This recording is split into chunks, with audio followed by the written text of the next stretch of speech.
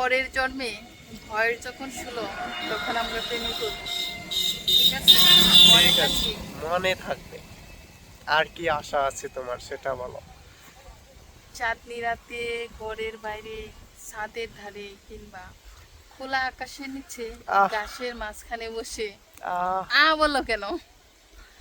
গাছের কথা। মাঝখানে ওই যে তোমার ইচ্ছে ছিল না, একজন আরেকজনের পিঠে পিঠ লাগিয়ে আহ আকাশে তারা গুনবো, মনে থাকবে?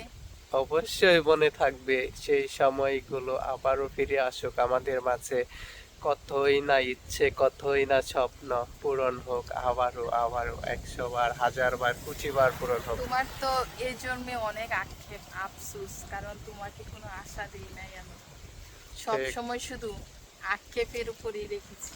ঠিক। কিন্তু পরের জন্মে ভয় যখন ষোলোই সঠিক, ঠিক আমরা তখন প্রেমে পড়বো।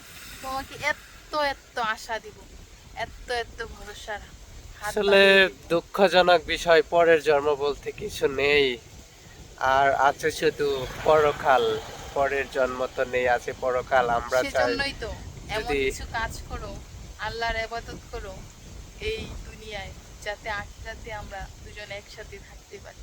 আল্লাহ যেন কবুল করে, আমিন। সকলে আমাদের জন্য দোয়া করবেন যেন আমরা এমন কোনো ইবাদতের মাধ্যমে পরকালে একসাথে থাকতে পারি। আল্লাহ তুমি কবুল করো, আমিন। আমি আল্লাহ হাফেজ, রেখে দিলাম, হাত ল্যাঙ্গা হয়ে যাচ্ছে। ঠিক আছে।